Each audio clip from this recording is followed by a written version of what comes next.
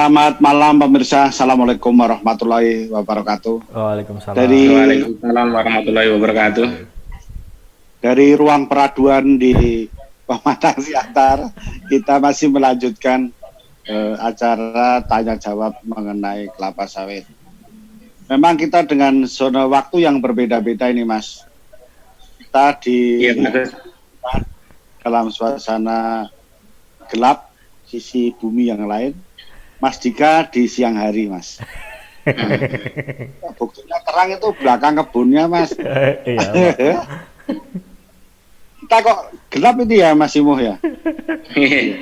Itu Pak, kan memang usia masih muda itu Pak. Pabrik memang gitu, Mas, lain. Nah, kita kan nuansanya kaosnya agak hijau, Mas. Nah, kalau Mas Dika hijau pohonnya. Gitu. Ya. Nah, terus ini kita masih pesan juga, Mas, kepada warga dunia, Mas, ya, kita tidak bosan-bosannya mengingatkan diri saya sendiri, ya, kita itulah menjaga kebersamaan, Mas. Nggak usah keluar-keluar dulu kalau nggak perlu sekali, ya kan, Mas? Iya betul Pak Agus, kita harus ya, kalau social distance. Ya, social distancing, physical distancing harus kita jaga bersama. Ini kan ya pesan moralnya, Mas. Ya. Jadi petani-petani ya tetap kerja di lapangan, ya kan, Mas, di kebun, ya itu social distancingnya kan lebar kali, Mas, ya kan. Ya. Kan harus berjalan terus, pupuk harus berjalan juga. Ya, masih. Betul Pak Agus. Yang penting jangan berkumpul-kumpul itu loh, Mas. Iya.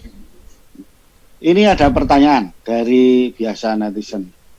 Pertanyaannya gini, Pak, kami menggunakan pupuk majemuk untuk memupuk tanaman kami. Nah, tapi kan pupuknya itu udah lengkap, semua unsur ada. Nah, pupuk majemuknya itu pakai 13, 6, 27, 2 atau 4 lupa saya, Mas, 2 terus plus 0,5 B atau 0,65 B gitu, Mas.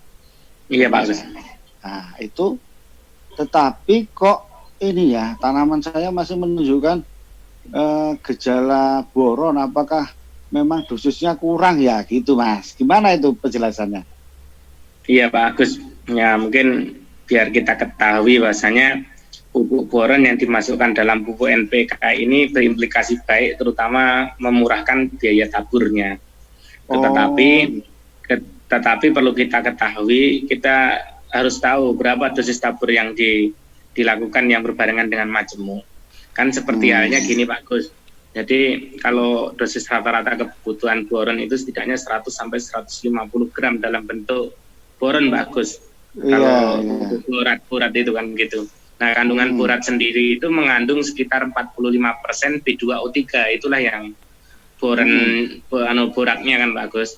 Nah, B2O3. Jadi kalau misalkan 100 gram itu setidaknya ekivalen dengan 45 gram B2O3 kan gitu. Nah, misalkan tadi Pak Agus sampaikan pupuk majemuk 13, 6, 27, 4 terus 0,65 G. Misalkan dosisnya itu hanya 3 kilo sekali aplikasi, maka 3 kilo dikalikan dengan 0,65 itu berarti sekitar 195 gram kan gitu Pak Agus. 19,5 gram Pak Agus. 19,5 gram B2O3. Jadi dibandingkan dengan 100 gram tadi yang 45 gram ya otomatis masih kurang kan gitu Pak Agus. Apabila karena itu ditaburnya hanya setengah dosis dari total dalam 1 tahun. Misalkan dosanya 6 kilo baru ditaburkan ini kan Pak Agus, kan seperti itu, baru separuh. Nah makanya untuk memacu seperti itu sebaiknya akan lebih baik kalau ditambahkan ekstra boron 50 gram juga kan gitu. Akan jauh lebih baik kan itu. Kalau dosisnya 100 gimana Pak? Itu memang belum saya tanya, yang tanya itu berapa jumlahnya tadi, jangan-jangan memang sudah kurang dari dosis kalau dikonversi dari pupuk tunggal, berarti kan tambah kurang lagi gitu kan Mas. Makanya bisa jadi seperti itu. Ya memang lebih baiknya ketika ditaburkan dengan majemuk, tentu efektivitasnya jauh lebih baik. Karena apa? Karena dia sudah ada carrier-nya kan pupuk majemuknya, jadi otomatis tercucinya juga jauh lebih kecil. Tapi kalau misal volumenya jauh daripada itu kan juga susah. Kalau sudah lebih dari 10% bedanya dengan yang itu kan pasti juga akan nampak defisiensinya bagus.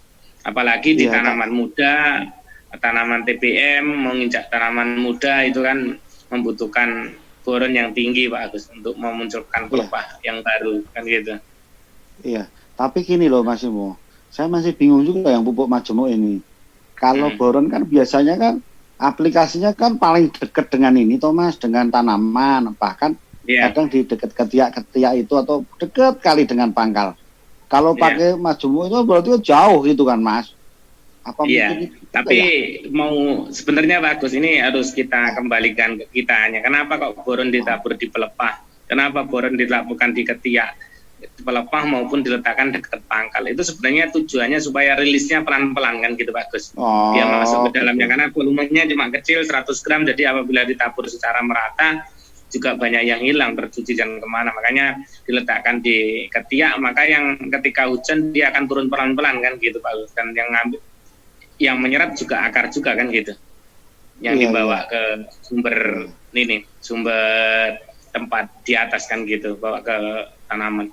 Tapi kalau ketika ditabur ya juga sama, nanti juga akan dibawa karena kita ketahui untuk menyerap itu kan juga melalui 3 hal juga kan gitu, bisa karena difusi, bisa karena aliran massa maupun juga intersepsi akar kan gitu Pak. Iya, perhatikan itu Mas Dika. Iya Pak. Iya, jangan pelan-pelan kali gitu kan. Nanti kalau pelan-pelan nggak sido-sido, rasido Mas. Saya kan agak enggak, ini kalau ini cerita yang lain Mas Imo. Iya. Masa pelan-pelan saja gitu kan. Kesuwen Mas, nanti lama-lama lagunya ganti Mas. Iya bagus. Alon-alon lagunya jangan tatu terus saja Pak. Aku senangnya bisanya itu ya Mas. Kan lagunya bagus. Ini kan melenceng ceritanya. Tatu kan bagus ya. Wah itu. Ya itu Mas Imo, ini selingan aja untuk guyon-guyon. Iya bagus. Tapi prinsipnya bagus ketika ini tadi sebelum mau pupuk majemuk, sebenarnya pupuk majemuk itu jauh lebih baik ketika kita mengaplikasikan pupuk mikro karena sudah dicampur langsung dengan NPK-nya, jadi kita menambahkan tidak lebih banyak lagi, tapi tolong juga dihitung berapa kebutuhannya, berapa kekurangannya, dan kekurangannya bisa ditambahkan. Itu kalau memang bingung bisa dikonsultasikan ke kita, bagus kan ada nomornya di bawah. Iya pasti ada Pak Jenderal, tenang aja. Itu kemungkinan tadi dosisnya memang yang kurang Mas, yang majemuknya. Nah itu jadi setelah dikonversi mungkin kurang.